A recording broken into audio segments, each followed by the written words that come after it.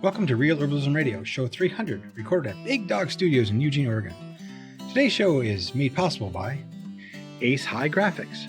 We print custom t-shirts, hats, hoodies, bags, and more using a low-impact, heat-diffused printing process you can trust. Get a quote today at acehighgraphics.com. The Practical Herbalist. Herbalism is easy when you take a practical approach. At The Practical Herbalist, we've got loads of researched, tried and true tips and techniques to make herbs part of your daily life. Learn more at thepracticalherbalist.com. Now here are your hosts. I'm Candace Hunter. I'm Patrick Hunter. And welcome to Real Herbalism Radio. Hey, Patrick, can you believe we made it to 300? 300. Oh, isn't there a movie you call 300? There probably is. That's a lot of shows. It is a lot of shows. It spans quite a long time. I mean, you know, we don't even do 50 shows a year, so it's longer than 6 years. Yeah. I remember when you first came up with the idea, Sue and I are both super resistant. I think it took you, 3 months to sell us on the idea? Yeah. I mean, at the time it was, because podcasts are just starting to, I'd been listening to them for a few years, but they really hadn't caught like mainstream movement, you know, and then after, smartphones, things started to happen faster and faster. And before you know it, there was even more and more. And like now, pick the topic and there's multiple podcasts on one topic. Yeah. But back then, I mean, that was a brilliant idea. And you were all like Mr. Comfortable talking in front of people and all of that. So you were like, oh, this is going to be no big deal. You guys will do great. And Sue and I are both like, what? No. Small group of people, like maybe 10 on a plant walk is okay, but, bigger than that. Which is really funny because it was just you two having a conversation. The only difference now, there was microphones in front of you. Exactly. And that was a big difference. That's a third person in the room. It was really, now it's easy and it's comfortable and I really love it. But that we were both really resistant and it took a while for you to talk us into it. And then we were like, okay, well, we'll do it. And if it turns out awful, we could just do 5 of these and quit. And it actually, we started to enjoy it. It was really fun. We both really enjoyed just sitting there and having a chat about herbs. Yeah. You guys took what you knew at the beginning and made it really easy with the herbs that you knew or were comfortable with. And we started talking about that. The first show was on strawberry, I believe, wasn't it?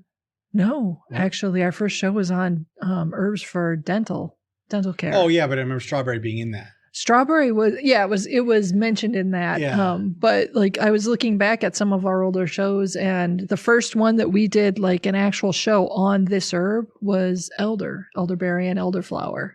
Okay. And then eventually we did, or shortly thereafter, we did some medicinal mushrooms with Elise Kolar. Oh, yeah. I always say her name wrong, even then. Right. And then we did a show on lavender. And then, believe it or not, the cannabis show was one of our earlier sessions. Yeah, the first cannabis show. When you're creating the content, it just always seems so fresh in your mind. And then when you start looking back, in preparation for this show, you start looking back at the dates and you're like, oh my, that was 6 years ago? I know. That was 7 years ago? Oh my God, really? We've been doing this for that long? Well, and in my mind, like the first cannabis show, Dude, It's Legal, that one, that's like the show that's like so long ago, but we were doing podcasts. We were old pros by the time we did that. Mm-hmm. And then I look back and I can't remember which show number it is, but it's like in the first 20. It's really early in our podcast, surprisingly. Oh, yeah. And we've recorded the podcast in kind of different locations throughout its life. Yeah. By the time at that time we've been doing all of this. Yeah. We started off in our kitchen. It was our kitchen table. Our kitchen table. Like literally for an awful large number of our shows. Right. And then we moved to a smaller office for recording. River Road Studios. Yep. And then we moved to our current one, which is Big Dog Studios, and been doing that for 2 years now. Yeah.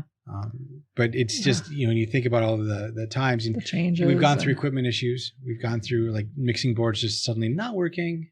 Yeah. Yeah, we've had stuff like that. I remember the early days when every single time we did a podcast, our producer would complain about how we were like AKA Patrick. Yeah, there was all these complaints about how we were having all these extra things like and all the popping and it took us forever, I think, for Sue and I to really get it. We didn't really get how hard it was to edit. So we cleaned it up. Well, you're right. And I was the guy looking at all of the, when you're doing editing for audio, you see all of these points and you'll see these long breaks, and then you'll see this because if you look at it, you'll see the bar, what it looks like. And then it got like the first show that I did that, because you don't want to have the show filled with all those, because when you're listening to somebody speak, that is just pronounced. You just hear it. Oh yeah, it's super irritating. Right. I heard a very famous singer the other night on a podcast, and she was only on this person's podcast for maybe 10 minutes, but I found myself counting the amount of times she said and she's world famous, like hella famous. And she was in her everyday speaking was this, that, Yeah. because she was using it as a lot of people do. And we did it too, until I told you guys to stop doing that. Because I think on the first one, it must have been 80 or 90 times that I had to cut out I think we battled on that point for probably about 15 podcasts before Sue and I both really cleaned it up. And we were trying. It's a really hard habit to break. Right. You don't realize you're doing it until you're doing it. Yeah. The one that we continually do, and it's difficult to come up with another transition word, but it's the so. Yeah, we did so. We did that a lot. Yeah, and we still do it. I do it. We start off podcasts with so, because sometimes we are talking about something, and then I say, "Are you ready?" And you say, "Yeah, okay." We start recording. Oh. Yeah, all those the so at the beginning of the podcast is kind of a, my quiet joke back to the early days when we would start talking, and then because you're on stage, instead of just having a conversation, suddenly you become cognizant of, there are people listening. Right. Which causes you to have this sort of like mind scramble as you're trying to think of what to say next and have it be natural, but then somebody's listening. So it's like, it's this weird psychological thing. I think at the beginning, there wasn't many people listening. Probably and as not. we had the first 10 or 15 shows out, the distribution channels we were using allowed us to see analytics and started seeing how many downloads, how many listens, all these things that we didn't have before. So I started presenting that to you and Sue at the time, and you're like, "Oh, people are listening. And we should actually really clean up. Patrick's right. Right. We want to sound good." Yeah. And because of that, and here's the thing, we've mentioned it before, we had to upgrade our game a bit. Yeah. When we first started, we had very low tech because we didn't know if we were going to do it. We didn't know if we were going to keep doing it. Yeah. So we were using iMusic, one of the eyes. Wow, I forgot all about that. And that was a thing I used all the time. Yeah. iBand, something. GarageBand. GarageBand. Yeah. Oh my God. We used GarageBand for quite a while to edit our podcasts. And then as we progressed, we got more complicated, better software. But even the microphones and mixing boards and all that, we were having the computer be the mixing board, having GarageBand be the mixing board. And it was this real challenge to get everything to work. And then I started to do more research and learn more about it. And, we had to upgrade. And when we did that, at the time, and I'll just give a shout out, Mount Rose Herbs at the time had a community support. Yeah, we got one of their grants. And it helped us to bump up and get a little bit better electronics, a little bit better stuff. And our podcast started to be produced and sound better. And not only that, once that started happening and we had these numbers and we had this stuff, it was like this marriage. And then that's when people started to be interested to coming on the show. Yep. And we moved from doing once a month to twice a month. And we were bi-weekly for a really long time. And that I think helped too, because we were putting them out more frequently. Because our numbers were, because we were once a month, and then we were bi-weekly. Yeah. And then I later on got the brilliant idea that we should be weekly. Yes. Yeah. Yep. Well, because, every time you read anything in the content creation sphere, it's, publish often. Right. Yeah. You don't want to be not in the zeitgeist or in the thing where your stuff is happening. And your customers or your listeners, if your fans, will start to expect that. Yeah. And monthly is too long. Bi-weekly was even too long. But coming up with something, weekly was the I don't know if it's the magic sauce, but we started to generate more numbers. Right. Not just numbers of shows, but numbers of people listening. Well, and we at that point, by the time we finally went to weekly, I think we had more longevity too. because a lot of podcasts go on and, after 20 or 25 episodes, they drop off and they don't really do it anymore. Well, yeah. And so we were past that point. I mean, we'd had our first big name herbalist that I didn't realize at the time we were interviewing him was a big name. Yeah, I didn't either. Which would be Howie Brownstein. Yep. And I think that was podcast 20, I think, if I remember right. Well, it's interesting in our little town of Eugene, there's quite a few herbalists and alternative health practitioners here. And Sue was very connected with quite a few of them. And Sue knew Howie.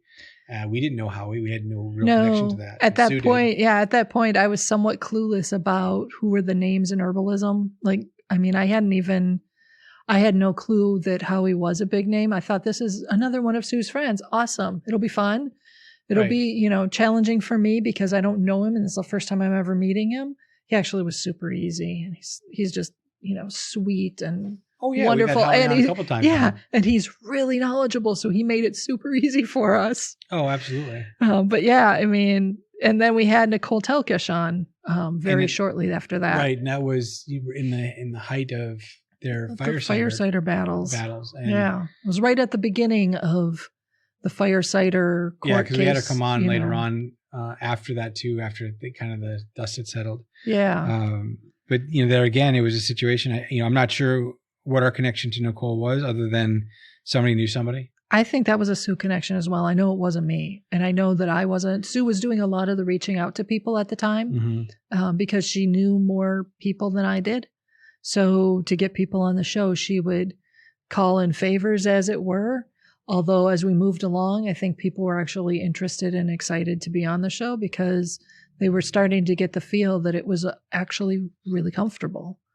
Right. I mean, after we did interview with Maria Noel Groves, I wish I could remember offhand. When we did that one, she came, and one of the comments she told us after we were done recording was that it was one of the best and easiest and most fun interviews she had done. She had been doing quite a few. She'd been at a book junket for quite a while. Yeah. And she said that most of the time she would get on, and whatever the podcast was, it was kind of the same set of questions. Yeah. And I'm kind of rebellious. So I did my research on whoever we were interviewing by that point, and we just had a discussion. We had a conversation. Not only did you just do the research on the person, but if there was a book, like in the case Maria was promoting her book, you read the book, and you didn't just read the opening introduction or maybe a synopsis or a couple of recipes. You read cover to cover. Yeah, I read cover to cover. I'd have notes written like, "Oh, this is brilliant," or whatever. Right. So you were asking her questions about deeper knowledge base than the overall the superfluous conversation of what's in the book, Maria, and what's this and what's that, and right. Let them just talk about it. You were digging down, so on this recipe you're calling this out, why did you you were digging deeper. Not only that, but I think on all of those radio promotions and podcasts, no one was talking about her path into herbalism and how she got there. There was always you always come from the point, and that was one of the advantages I think with our show was that we always did 2 shows from every person that was on, one with what your path and then 2 a topic. And we found that a lot of people want to know how, Rosemary Glassar got started, or how we got started, or these people, how they got started. And then because that opens up this a more fruitful area for conversation. Right. Yeah. Yeah. And I mean, getting to know them. I've always been really interested in the stories of how people got to where they are. I find that really interesting and somewhat inspiring, and it often causes me to think outside the box. Oh yeah.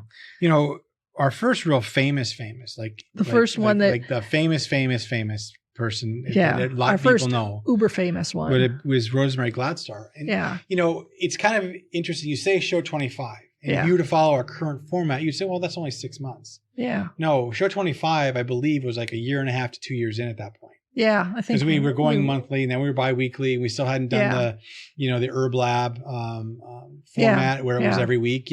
Right. So even though it says 25, she was actually pretty deep into our process. I think she was a year or 2 or a year and a half in. Year and a half, I think, is what it was. We were doing. Yeah. So and it was interesting too, because at that point I was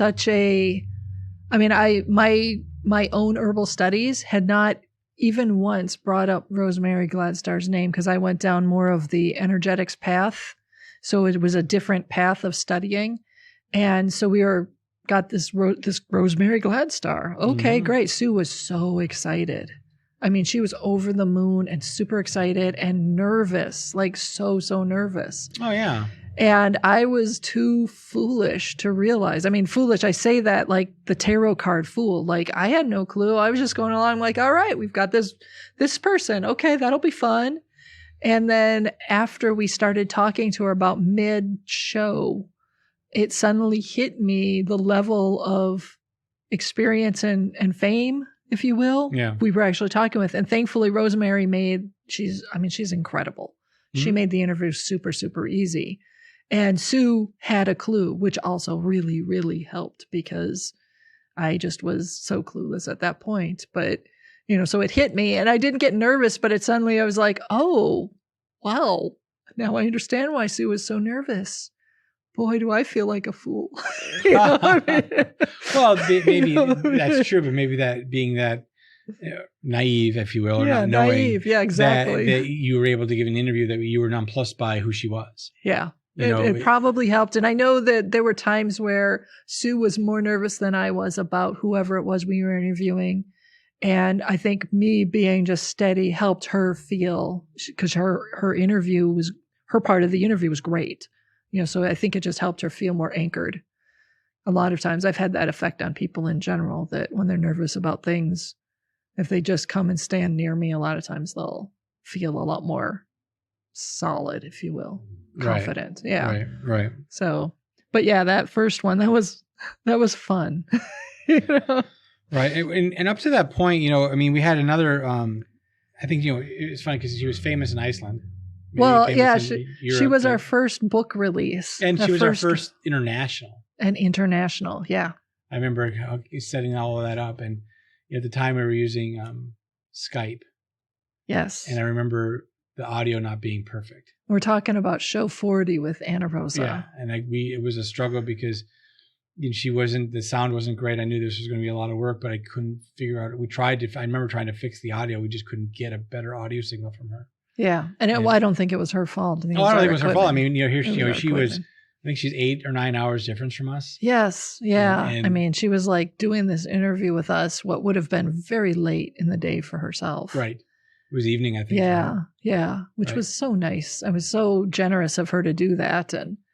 And then, that was I can't speak to what Sue's actual favorite book or author was, but I do know that the Icelandic herbs book that Anna Rosa wrote is one of the ones that Sue, we would get one copy and then we would share the copy. Mm-hmm. And oftentimes I would read first. It didn't really matter. I mean, one of us would read first, then the other one would before the interview. And then it would go on the shelf. Right. Wherever. And for when we were still at the kitchen table, Sue and I kind of just shared the books, which was fine. I mean, and the Icelandic one is one of the ones that was almost always in Sue's hands. She just did not give that one up easily. No, because it was, it's a really good book. Yeah. And what was really, that didn't have it wasn't a tome of Materia Medica of every possible herb. It was what was on Iceland. And, after you joke with Anna and she tells you that, well, yeah, there's only so many herbs here. Yeah. The lot doesn't grow here. Right. And it's a short season. It's volcanic. It's a whole thing. And I'm like, oh, yeah, totally. Yeah. Oh, Iceland. And it's not legal to be practicing herbalism here. Yeah. Which is right. You have to do all this stuff, which was, And I think at the beginning it wasn't, and I remember her saying that it wasn't legal. Yeah. It's not legal to be practicing herbalism. And now I think it's different because when we talked to her recently, that didn't seem to be an issue. We didn't talk about that. I don't think. I mean, she was selling her herbals and stuff. Right, but she sells them for topical facial care. It's not. That's different. That's herbs for. Yeah, that's herbs. Oh, I don't know.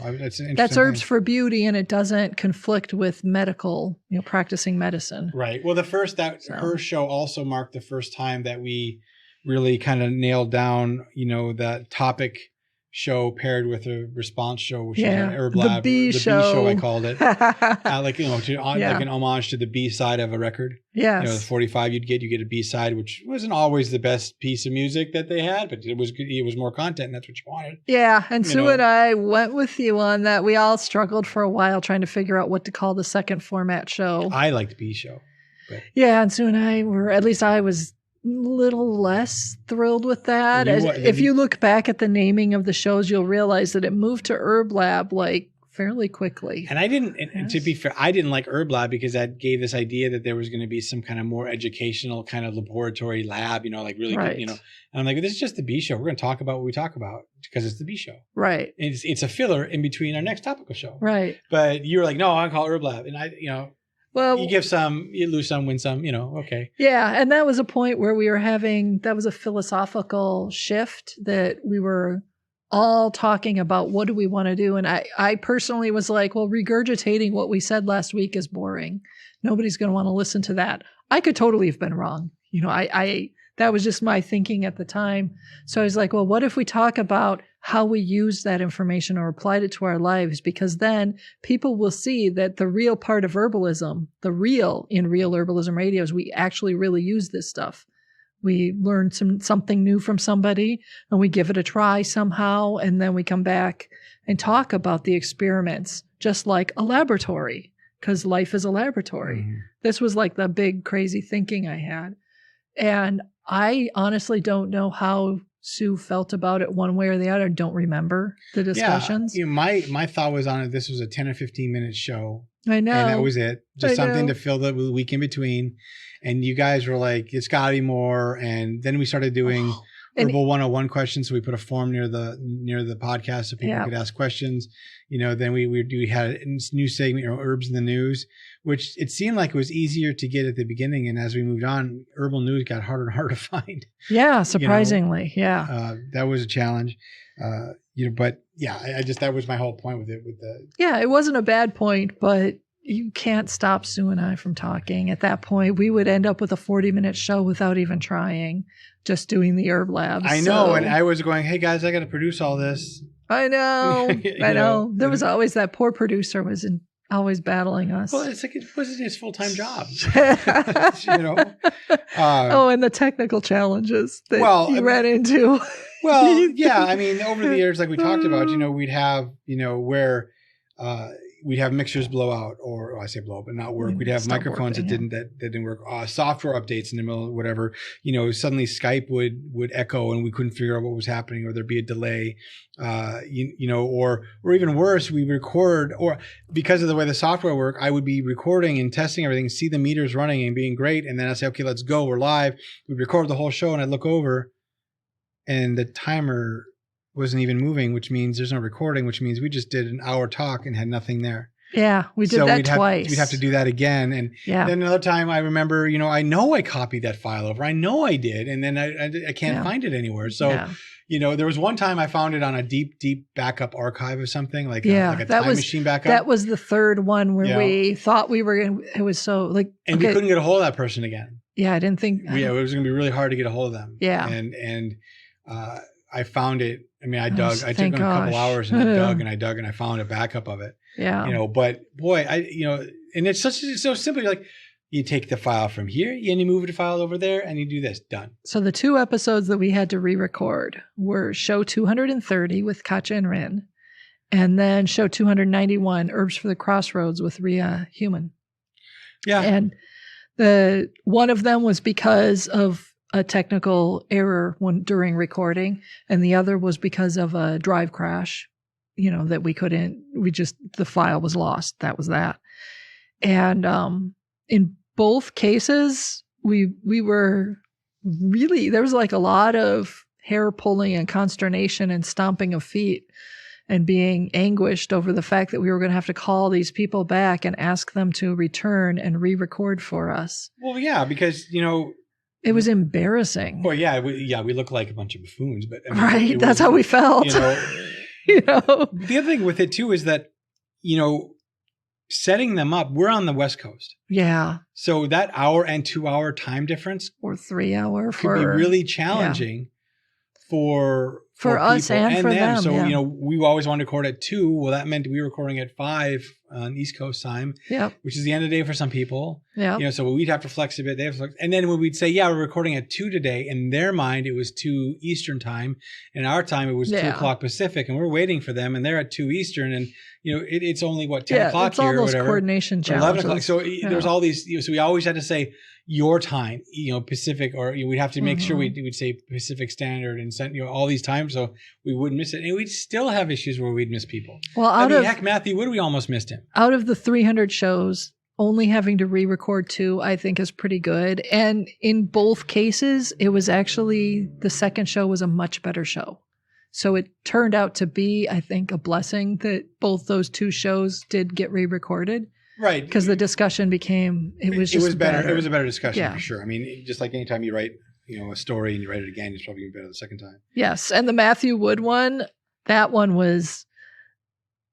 I was so nervous for that. That was the first, I can say Matthew Wood is the one guest that we've had that had me as nervous as Sue was over Rosemary Gladstar way back at the beginning. Mm-hmm. I mean, I was really, really nervous. And then we were supposed to be, getting to doing the podcast at one time, and he had written down or thought or whatever an hour later. And it was the end of the day for us to do it. And I mean, that particular day, I was already kind of pushing you to get you to be able to arrange your schedule to accommodate this interview, because it was an odd time for us. Yeah, it was. And then, I mean, I was really thankful when we finally did connect and we finally recorded the show. I was so thankful that it went well, it went smoothly, and we didn't not record it or lose it or something. Right. One of the other things on the technical side of things was doing a panel show, especially at the beginning, because we didn't have a lot. I mean, you put 3 or 4 people in a room. We had to share microphones. Yes, we'd have to sit really close. It was so not COVID friendly.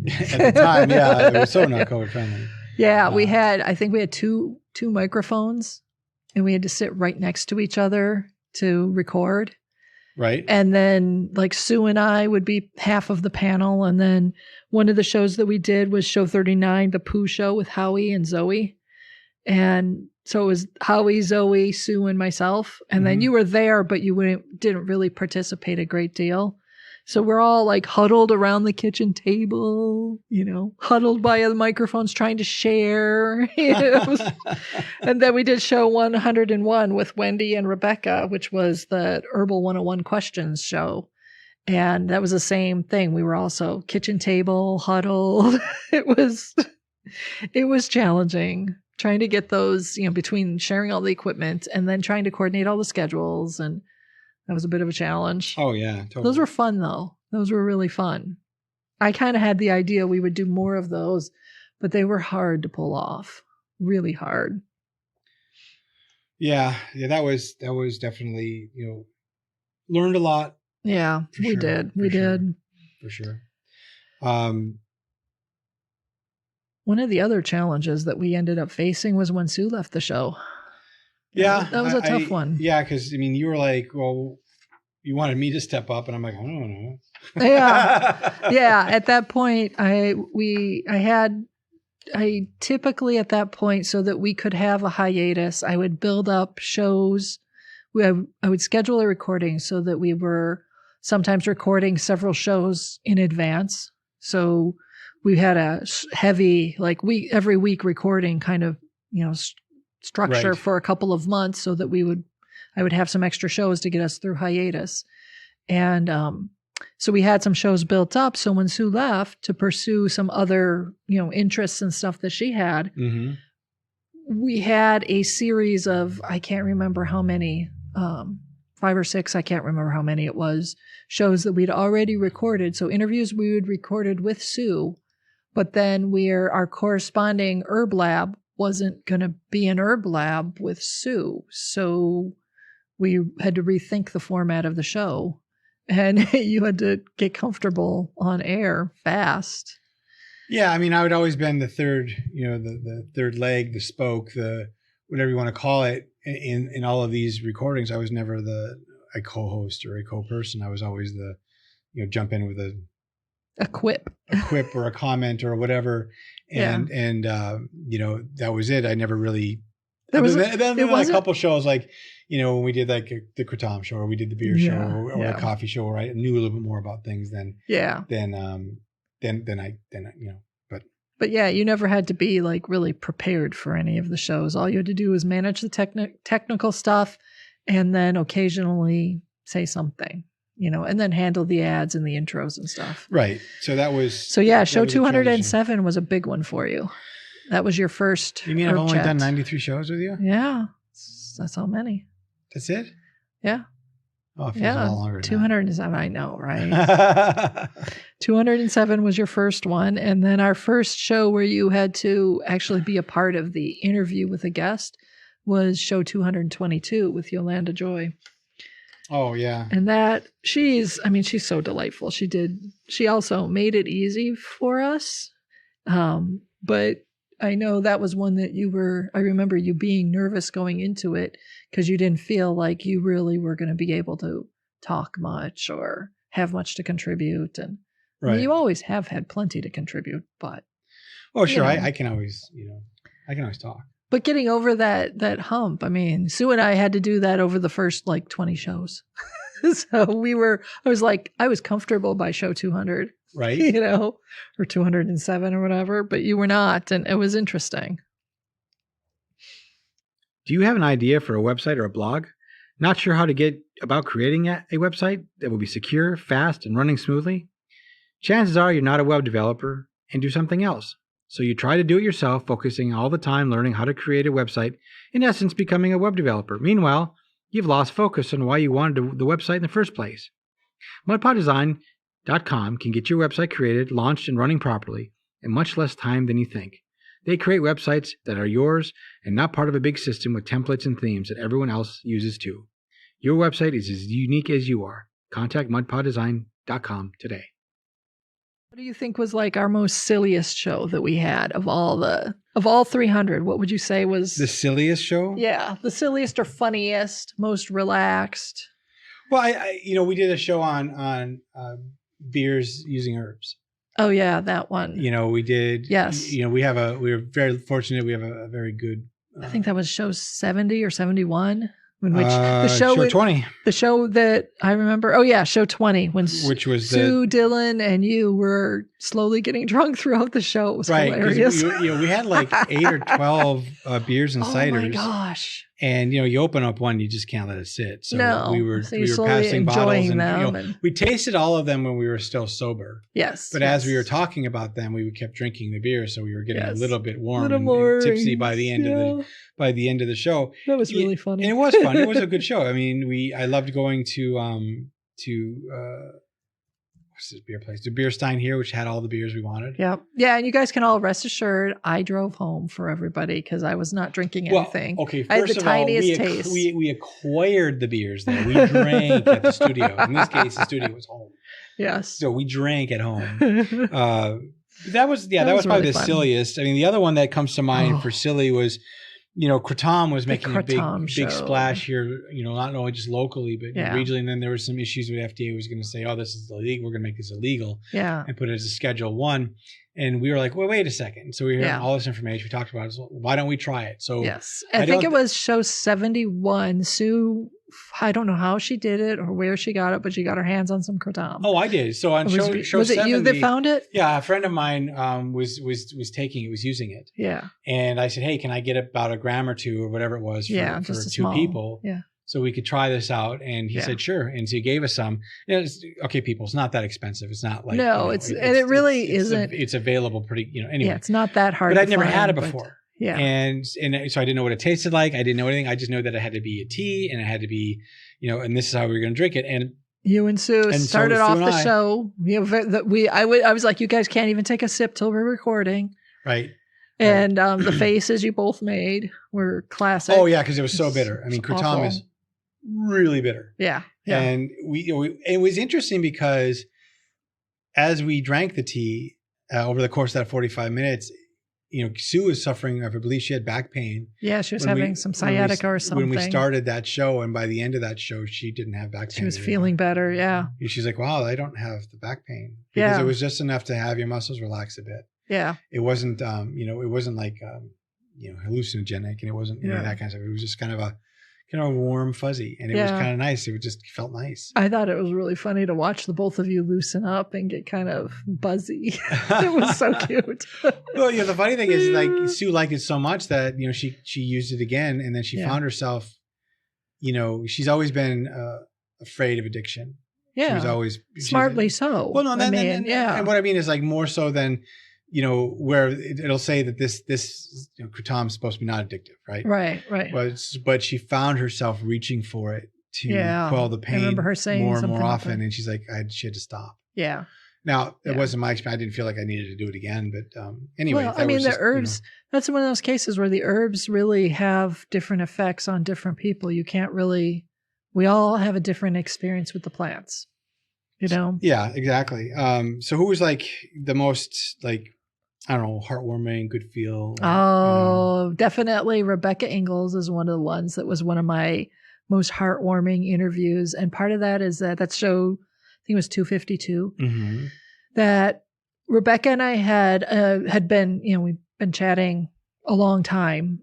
She's on the East Coast, I'm on the West, and we would, meet once a week and chat and, talk herbs and stuff. And we had met through BNI, which is Business Networking International's a business group. Right. And so we were, initially that was what we were talking about, but we had a friendship that grew out of that. And I really tried to get her on the show for quite a long time.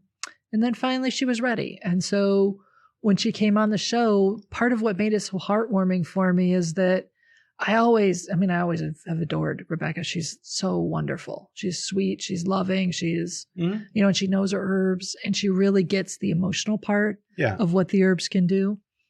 But there was a lot of her backstory that I really didn't know because we didn't talk about past stuff that much together. We always talked about what was going on now and what we're doing with our business now or what we're doing with the plants now.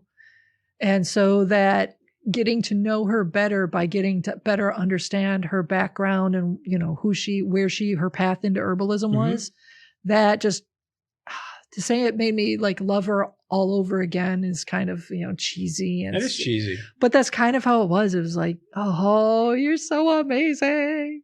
So it changed or gave me a deeper perspective, I guess you could say. So she would be one of them. And then the other one that I thought was, like, for me, one of the most heartwarming ones was show 258 with Rhea Human. And part of that was because she's young and getting started in herbs, or, she's, been there for a while, but, she's got that youthful, early in your career passion and excitement. And she was a total fangirl and I didn't know it. Yeah, she was like, she had discovered herbs and herbalism after an accident, watching a television show, and didn't know that was a thing, that you could do that. And then she started researching and found out what that was called. And then she found our podcast. Yeah. And then she just started listening to the podcast. Yeah.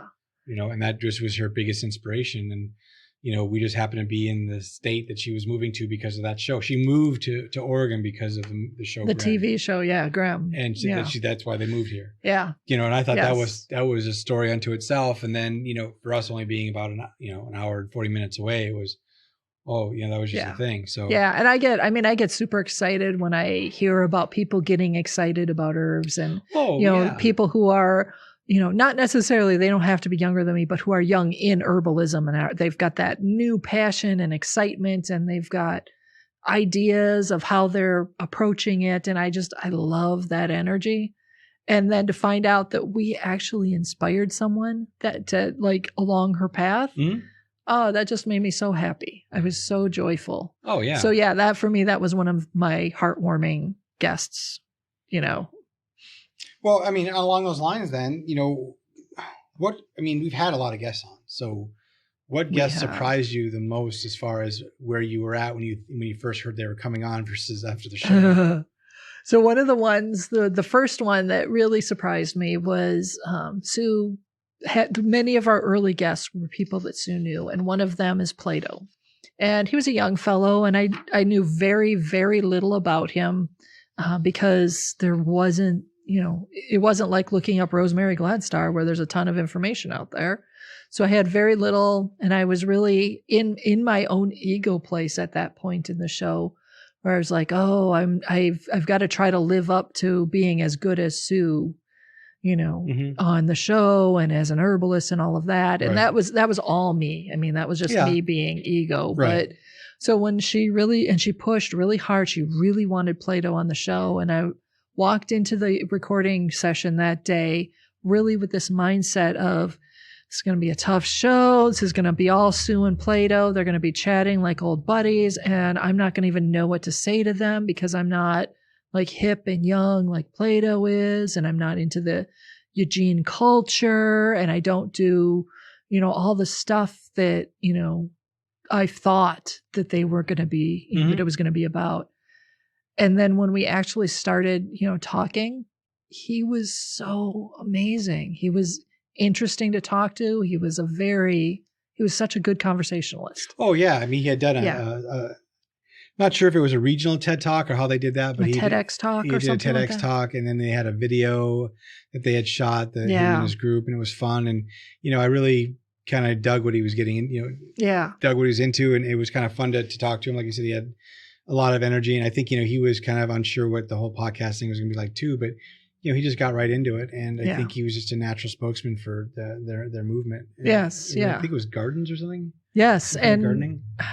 I can't remember offhand, but I mean, but you can look at the show 136. Yeah, right. 136. But and I mean, Sue was awesome on that show. It was a fun show. Absolutely. It was just it turned out to be way more fun than, so it surprised me.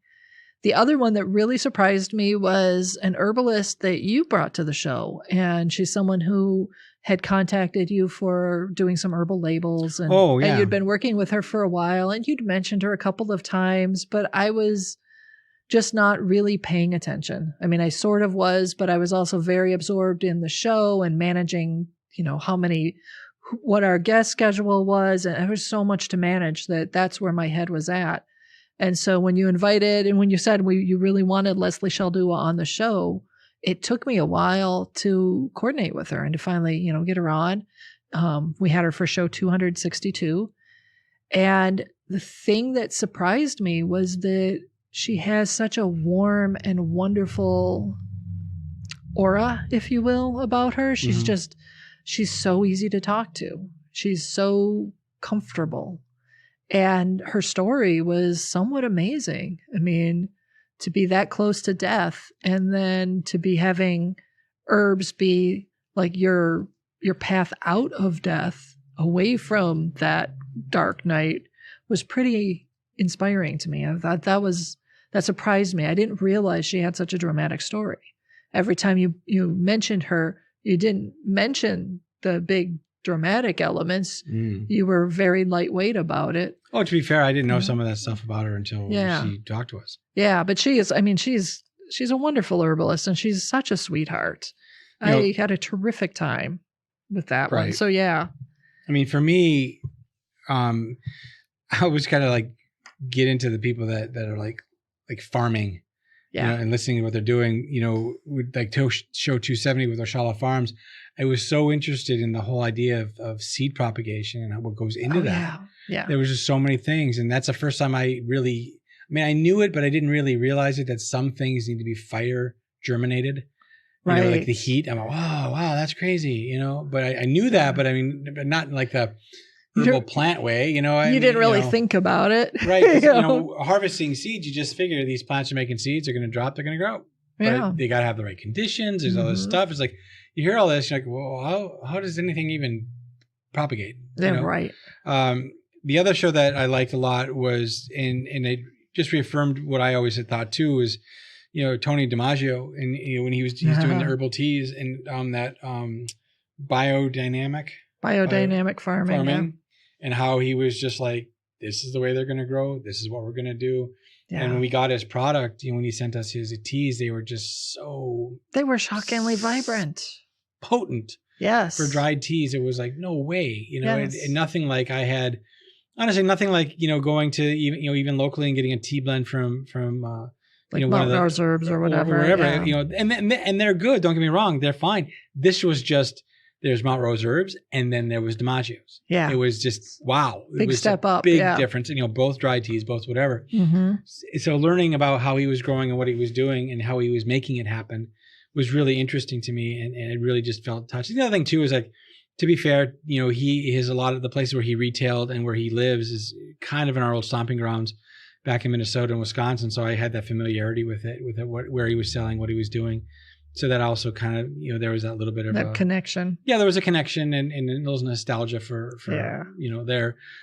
So those are the kind of two shows that really kind of, got me as far as, Herbalist, that we wanted to say that kind of surprised me the most, I guess, just because of what they were doing and how I was just so interested in what they had to say. So was there anyone that like changed the way you thought about herbs and herbalism? I think the biggest one, we go back again, I'll just say the first show with Ana Rosa. Yeah. It didn't know it was illegal, and it's not legal in lots of countries. You can't be a practicing herbalist. Yeah. And that's like shocking. Which is shocking to me because this is traditional family medicine that had been around for, and maybe they still practice in the country, but no one says it's herbalism. Yeah. But that idea that, in some countries you can't do it, and in our country you still can. And there's a big movement to keep it that way. Right. There's a lot of people doing it, and unfortunately in our country, because there's money involved. I mean, you look at the herbal industry as a whole, it's a pretty big industry. Yeah, it is. So if you say, one can practice that, you're going to have a few people going, we make this much money to the you're going to have some multi-million-dollar supplement companies pretty pissed off. Yeah, exactly. So it's not going to happen. Right. So love it or hate it, that our system allows for something like herbalism to continue to be practiced because there's a monetary benefit to it. Yeah. Right. But on her side of the pond, if you will, a little bit different. It's not, she had to abide by a whole bunch of different rules and regulations. She has to do different things.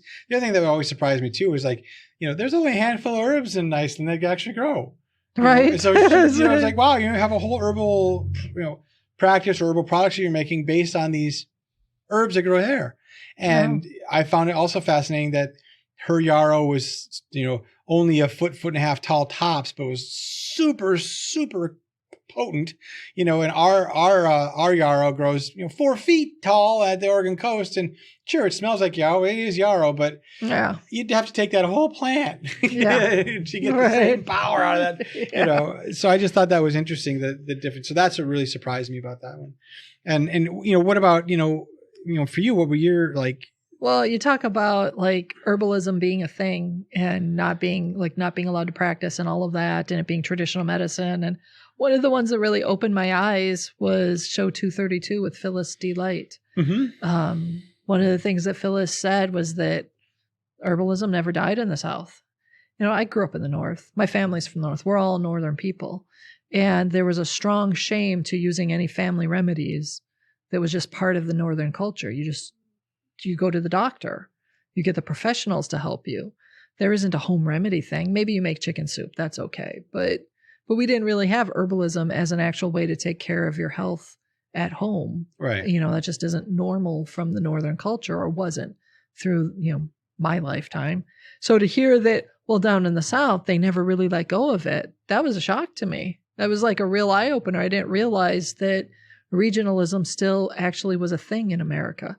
And that regions could have things like herbalism is normal in the South, whereas here it's, in the North it isn't, or out on the West Coast. I mean, it's becoming normal again, but this whole idea of an herbal renaissance that most of the rest of the country is aware of, and it is a renaissance, wasn't actually a renaissance in the Deep South. Mm-hmm. So that was kind of an eye-opener. The other one that was a real eye-opener for me was show 246 with Bet Williams. Talking about psilocybin. Psilocybin mushrooms, magic mushrooms. Right. Well, I know you had a hard time with that book initially when you read it. Well, it wasn't that I had a hard time with it. It was a challenging book because there's many aspects of it. It's a little stream of consciousness. So it's a little bit, it feels a little at first like she's just jumping around somewhat randomly. Yeah. It isn't that bad, but that was kind of the feeling. It reminded me of, I can't remember the name of the author. There's an author, a famous author from the South, fellow from, I believe it's in the early 1900s, that did that kind of writing. And I wish I could remember his name. But anyway, it felt a little bit like that, a little stream of consciousness. Mm-hmm. But really the part that opened my eyes was that I hadn't thought seriously about magic mushrooms as being something that might be okay to try at some time in my life. And I'd never consider them something that would be a potential for, let's make it legal, Right. Cannabis was an easy one for me because there was enough information and I'd come into contact enough with information and people who had used cannabis and weren't just layabouts, like normal functioning, healthy people that were really positive in their communities and doing a great job at their jobs or caring for families or whatever they were doing. And they were cannabis users before it was legal. And, so cannabis wasn't that hard of a step for me, but magic mushrooms is one of those ones that's like, oh, that's where drug use starts. And after talking with her and doing more of the research that I did as a part of, getting ready for that show, looking more at the way that laws are changing and the small amount of research that we have begun to do on them, it really changed my perspective on magic mushrooms or psilocybin mushrooms and the potential for them to be very good, powerful herbal medicine. Yeah. And, the interesting part that has become so popular, and since that show, state of Oregon has legalized the ability to set up treatment centers for microdosing of psilocybin, which I think is a big move, and all the research that's coming out about it. So I'm really happy to see that, because I think it's an area that we just haven't really focused on as much as we could, even though I know it can help certain things. So yeah, I'm really kind of excited at that. But but I think we talk about these past episodes, and one of the things that as we were speaking, I started thinking, because the memory starts popping back, I was thinking of the show that creeped me out the most. Yeah, you had one show that really gave you the heebie-jeebies. Yeah, and that's show 228 for y'all, and that was Alexis Chesney, and it was all on ticks. Yep. And ticks, I just don't like ticks. Yeah, that was a hard one for you. I watched you squirming the whole time, both shows that we did for her, but that first one, especially 228. Yeah. I mean, because it brought up a lot of, past experiences when I was younger with ticks. It brought up all these memories and these things. And it just, if you ever have a tick on you and it gets stuck and engorged, it's an awful experience, especially because your parents don't have the tools ready to take it off. So they do things like, hey, take this lighter, put it next to your skin. I mean, whatever. It was a lot of crazy things. And I just remember you got to get the head out. And I'm like, oh my Lord. I just ticks in general. I don't like them. And just listening to her, and she gave a lot of really good advice on how to prevent and that, but it still was like, I don't know if there was a show that creeped you out, but that one did me. So yeah, that there really wasn't any shows that actually creeped me out like that. I mean, I can say that I don't love ticks, but her book, Alexis's book, was really good and practical and actually just made me feel empowered. And you can listen to the show. I'm not going to go into my tick experience, but I had a really bad tick experience when I was a child. Yes. And it was traumatic for many reasons, but it didn't create in me that kind of visceral fear or disgust with ticks. I mean, I don't like them, but I can deal with it. It could be worse. I mean, I'm a lot worse shape if someone gets a deep cut. That's where I'm like, oh God, I'm going to faint. Oh, can't deal with that. But ticks, okay, I can deal with that. Not fun, but I can deal with it, Right. So we didn't do any shows really that pushed me into that zone of, I've got to deal with something that's really horrifying. We did have some shows where I had a lot of fun. Like, I think it was show 127 when Oh, yeah. oil of egg episode. Yes, the oil of egg episode. Oh God, that was nasty. That was hilarious.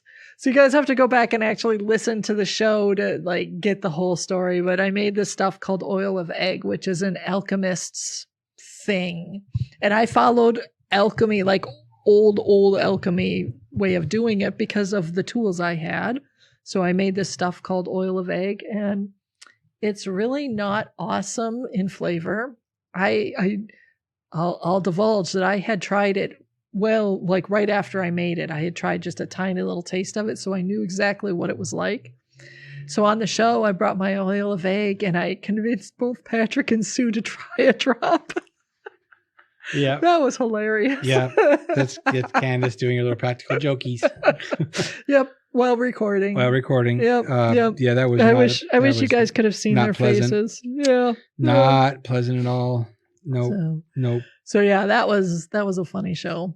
I enjoyed that one. You think about, favorites too, for me, the coffee show with Ocone. Yeah, that was an herb lab that we did after talking about like the medicinal stuff, and then Ocone came and we learned, he showed us cupping, and how to cup coffee properly and that, and just having a conversation with him. Equino is coffee roasters. Yeah. He was just great. It was because I knew that subject pretty well, but just to have someone else there to not only corroborate what I knew, which was kind of nice, but also to show some other things as to what you're doing and why and how, and yeah, which is kind of cool. So it was fun to learn some of the how-tos of how to make a really good cup of coffee. It doesn't actually have to be that hard. He went over what's called pour-over coffee. Yeah, pour-over. Yeah, and you don't need a ton of tools. It's really realistic. I mean, that's the kind of thing you could actually make in your college dorm room.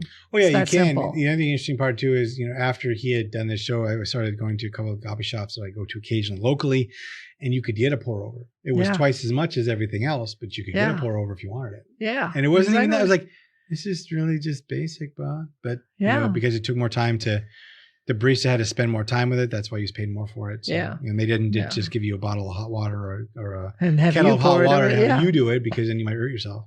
Right. But yeah. Yeah. So yeah, I enjoyed that episode 87 with Ocone. That was fun. Any other favorites that come to mind and that you really liked? One of the ones that I really liked was one of our earlier ones. It was on Chinese formulation with Zoe Fallion. One of the reasons I really loved that was that formulation is one of those big topics in herbalism, especially as you're starting to study and look at creating like more, not necessarily full-on clinical herbalism, but even a home herbalist trying to take it to the next level. Mm-hmm. Instead of saying, oh, I'm just going to, grab these 3 herbs that I have in the kitchen and dump them in there, and then I'll make the syrup with that. Right. Where you start to be thoughtful about how much of each herb and all of that. And I really love the Chinese approach to herbalism and the idea of thinking about each of the parts of the thing, like the herb that's going to do the bulk of the action is the emperor, and all of the different personalities for them. And so I loved talking about that. And I loved the way that Zoe spelled it out. She made it easier to understand, because I'd read a few of those things in books, right? But it was rather dry. And then having her actually just come and explain it was I liked that. That was one of my favorites. And then I also have to admit, I loved Jason Scott. He was fun. He was also my inspiration for doing oil of egg. Yeah, because he was the alchemist. The alchemist. Alchemist guy. Yeah, but we also got to geek out and talk about things that were rather esoteric, and I don't often get to talk with people about esoteric stuff because most people, their eyes glaze over, or they're like, hey, how about those latest sports team? Anything to talk about this. You're so boring. So it was really fun for me, and to get to talk with someone who is, totally geeking out over both mushrooms and alchemy. Oh yeah. And that was fun. I just enjoyed that one. Nice.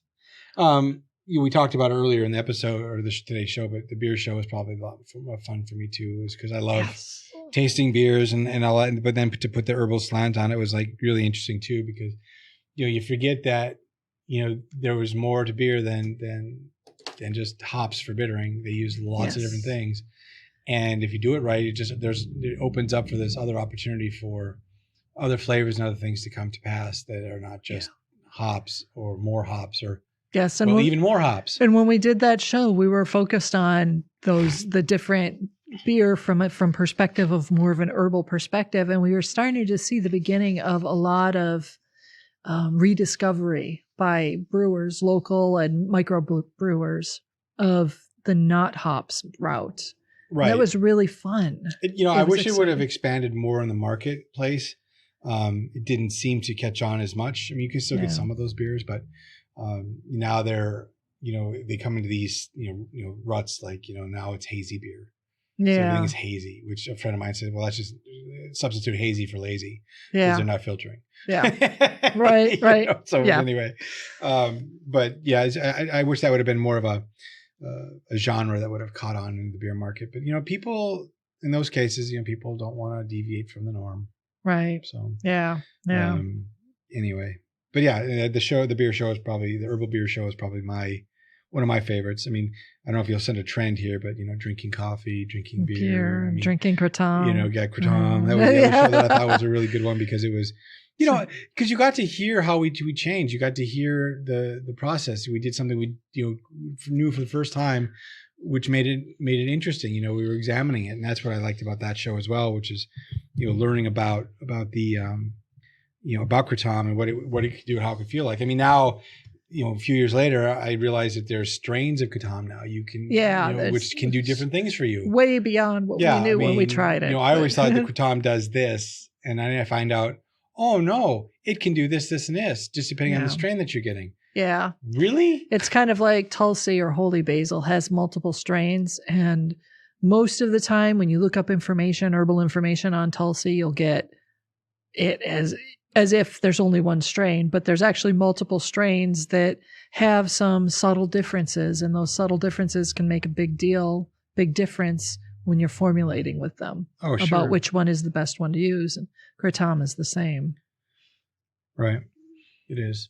Is there any other shows that stand out for you in the last 300? I had 3 other guests that really were big ones for me for various different reasons. One of them was show 236, Leslie Korn, talking about her book, Natural Woman. And I think she does a wonderful job herself in her practice and as well as in her book of bringing the idea of ritual and sacredness into very practical daily practice of herbalism in a way that I don't see a lot of. And that was part of why I became at the time I was very enthralled with her book.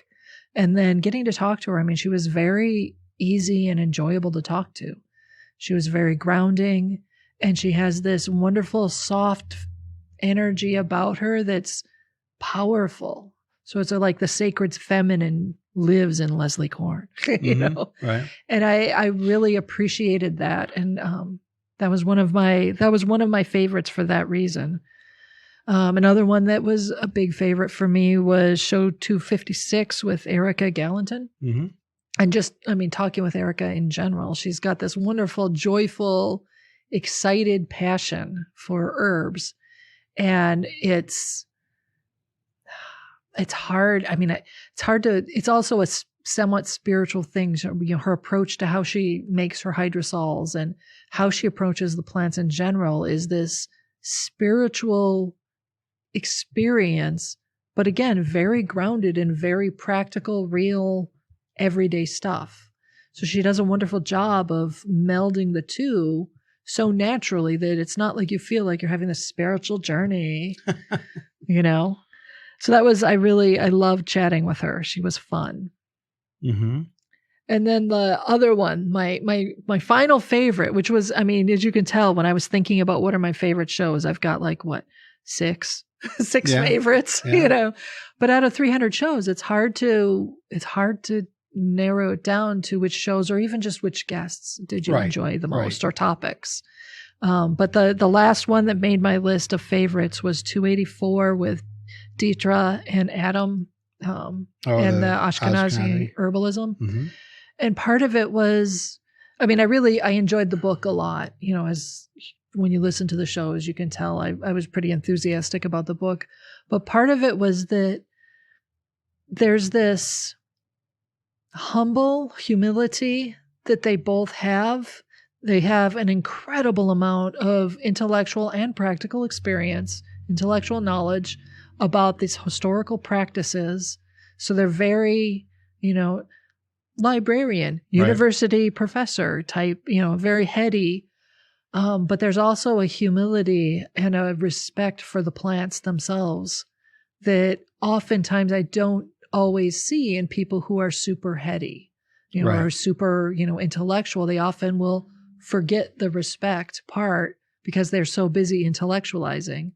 And Deetra and Adam they are so loving of the plants and so caring for the plants, and that the way they cherish them and respect and care for, the history and all the intellectual aspects. Right. That was, I don't know, that just touched me, I guess you could say.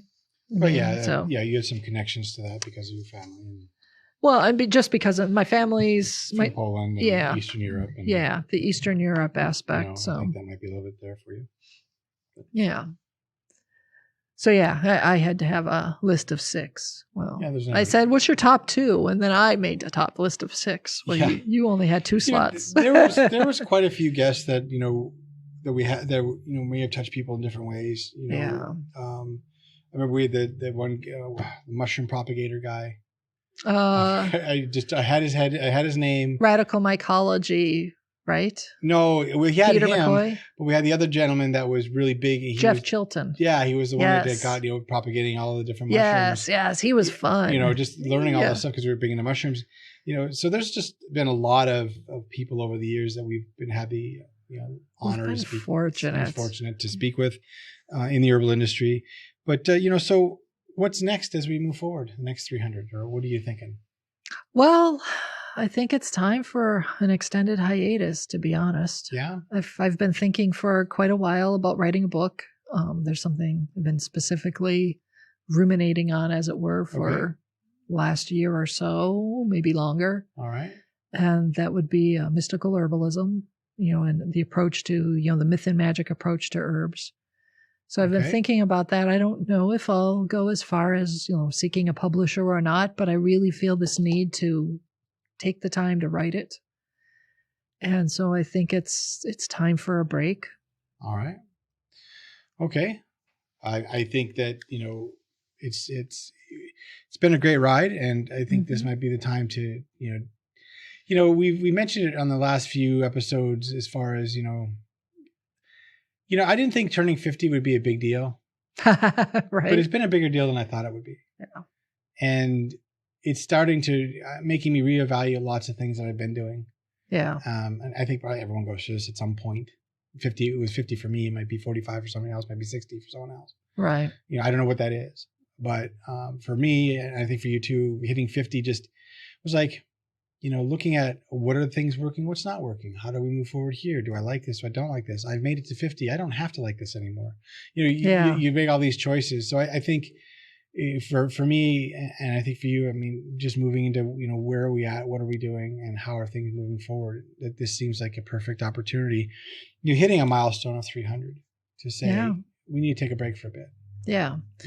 Yeah. I'm not going to make any promises. I'm not saying that we'll never record another Real Herbalism Radio, but I am saying I need some time to focus in other areas, focus on the writing and focus on the artwork that I've been working with and, take a break.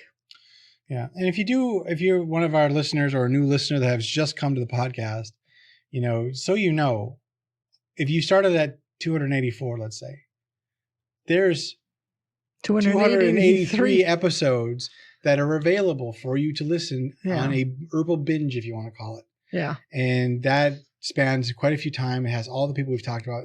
All the show notes are still online. Yeah. All that stuff is still there. You can listen to all of it. It's still in the channel. You can go, if you go into the podcast channel, where you ever get your podcast, you can get a large array of herbalism podcasts from us for over the course of 7, Yeah. 8 years at this point. Everything from, as we mentioned, dental herbalism to raising chickens naturally to mushroom propagation to alchemy to, growing herbs in a biodynamic farm to kratom to cannabis herbs and a variety of different approaches to spirituality and ritual to magical herbalism to hallucinogenics. Yeah. We've just covered a wide many. swath. So even though we are taking this hiatus or making a small break or whatever it is, because haven't really defined it yet, there's a lot of information you can still have. It's still going to be available. We're not pulling anything down. Everything will still be there.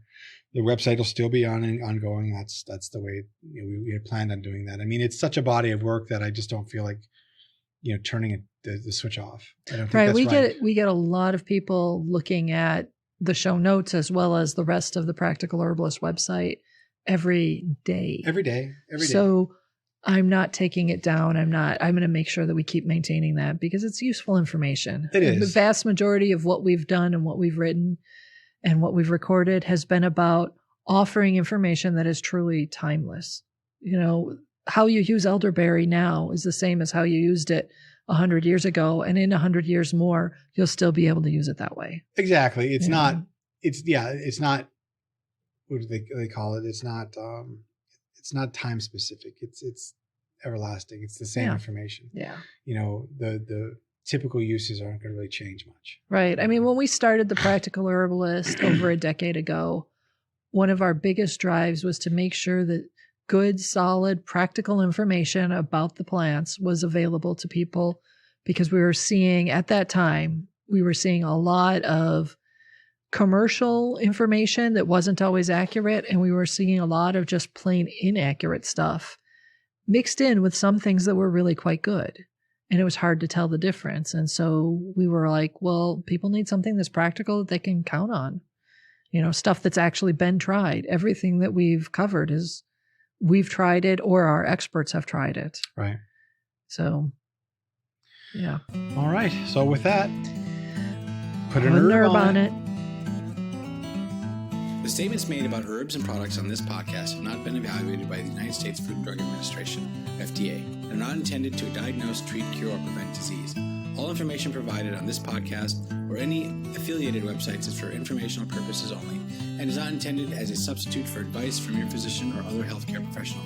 You should not use the information on this podcast and its affiliated websites for a diagnosis or treatment of any health problem. Always consult with a healthcare professional before starting any new vitamins, supplements, diet, or exercise program before taking any medication, or if you have or suspect you might have a health problem. Any testimonials, questions, or case studies are based on individual results and do not constitute a guarantee that you will achieve the same results.